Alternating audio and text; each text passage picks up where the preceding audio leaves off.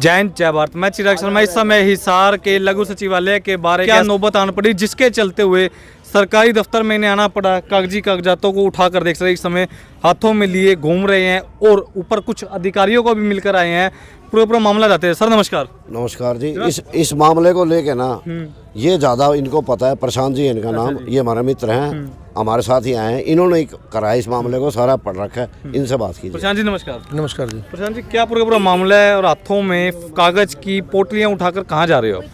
कागज की कोटलियाँ क्या हैं? ये असल में सरकार के दिए हुए सुप्रीम कोर्ट में एफिडेविट हैं और सरकार की वेबसाइट से डाउनलोड किए हुए जो कोविड वैक्सीनेशन की रूल रेगुलेशंस हैं उन्हीं वही कागज हैं ये। असल में हो क्या रहा है पूरे देश के अंदर कि सुप्रीम कोर्ट में तो सरकार ये कह रही है कि जो कोविड वैक्सीनेशन है ये स्वैच्छिक है, ये मैंडेटरी नहीं है, ये वॉलंटरी है। और ये भी कह रही है कि कहीं भी इसका सर्टिफिकेट दिखाना किसी भी काम के लिए अनिवार्य नहीं है। सरकार ने कोई गाइडलाइन जारी नहीं की है।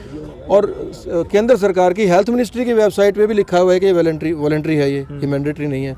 और हर वैक्सीन बनाने वाली कंपनी भी कह रही है कि ये ट्रायल है, लेकिन हर स्तर पे दबाव बनाया जा रहा है कि आप वैक्सीन लो। तो जब ये वॉलंटरी है तो मेरा मन करता है कि मैं नहीं लेता, आपका मन करता है लेता है, तो मेरे साथ ज़बरदस्ती क्यों हो रही है कि आप दफ्तरों में नहीं जाने दे रहे हो, स्कूल के बच्चों को मैसेज कर रहे हो, आप सरकारी नौकरों को ये कह रहे हो कि आपकी तनख्वाह नहीं मिलेगी। तो ये क्या है? ये आप एक चीज़ को स्पष्ट करो, यदि मैंडेटरी है तो आप जिम्मेवारी लो। यदि किसी को कुछ हो जाता है तो कौन भुगतेगा? कंपनी भुगतेगी या सरकार भुगतेगी? तो इस मामले में हम 4 दिन पहले डीसी के पास आए थे। डीसी नहीं मिले थे, सीटीएम को दिया था, हमने बात भी की थी, वो जवाब नहीं दे पाए थे। उसने कहा मैं डीसी से बात करके जवाब दूंगी।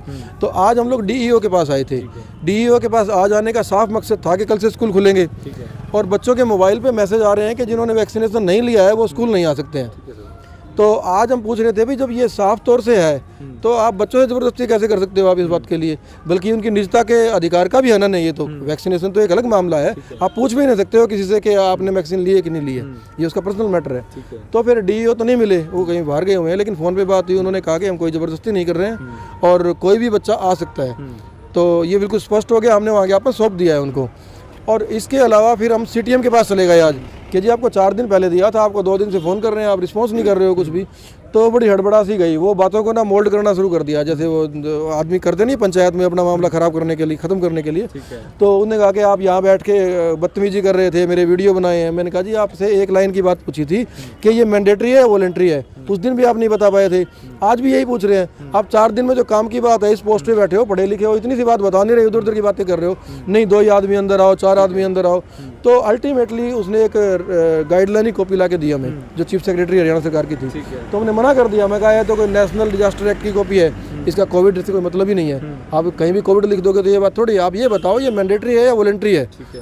तो वो नहीं बता पाई। एक कागज़ और ला के दिया, 4-5 पेज का था। तो अल्टीमेटली जवाब नहीं है इन किसी के पास भी। अब उन 4 पेज को पढ़ के भी हम लोग फिर दोबारा डीसी के पास आएंगे 3-4 दिन के बाद। लेकिन एक फ़र्क पड़ा है, हम 4-5 दिन से जैसे फील्ड में उतरे हैं तो अब दफ्तरों में उस तरह से रोकना बंद कर दिया है। पहले किसी भी दफ्तर में कह रहे थे दिखाओ सर्टिफिकेट, और अब स्कूल के लिए बोल दिया है कि बच्चे जा सकते हैं। ये अल्टीमेटली हमारा मकसद था कि यदि ये वॉलंटरी है तो आम आदमी की इच्छा है कि वो लगवाता है कि नहीं लगवाता है, आप ज़बरदस्ती नहीं कर सकते हैं।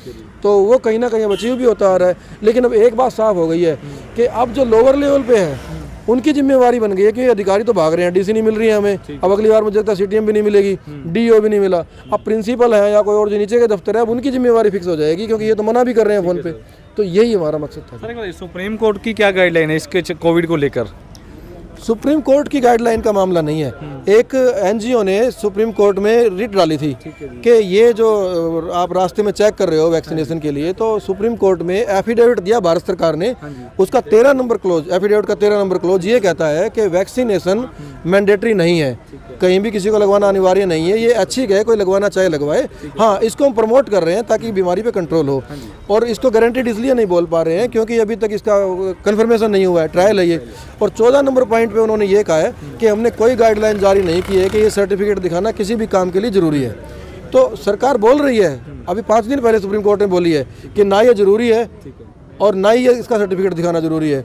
तो इतनी ही तो बात ही है। सरकारी कार्यालयों की अगर मैं बात करता हूँ, कोई भी आम व्यक्ति, अभी वीआईपी लोगों की कई बार चेकिंग की गई यहाँ पर, वैक्सीनेशन सर्टिफिकेट देखने के बाद ही उन्हें अंदर जाने दिया था। इस चीज़ को आप किस प्रकार देख रहे हैं? देखो यही तो बात थी कि आप जबरदस्ती कर रहे हो, और जबरदस्ती का मतलब ये थोड़ी है कि आप मतलब किसी के माथे बंदूक लगाओगे और कहोगे आप वैक्सीनेशन लगवाओ। यही है कि मुझे कुछ कोर्ट में काम है, एसडीएम ऑफिस में काम है, आप कह रहे हो जो सर्टिफिकेट दिखाओ, मैं कहूँ जी मैंने तो लगवाया ही नहीं है, तो जबरदस्ती है ना, मुझे काम करवाना तो लगवाना पड़ेगा। लेकिन जब से हमने यहाँ एक्टिविटी शुरू की है, इन्होंने ढील बरतनी शुरू कर दी है, अब जबरदस्ती नहीं करते हैं। आप लोग जाके देखना, मुझे लगता नहीं रोकेंगे। हमें तो 2 बार आए हैं, दोनों बार नहीं रोका है। बीच में सरदाना जी अगले दिन भी आए चेक करने के लिए, तो 4 दफ्तरों में गए, नहीं रोका इनको।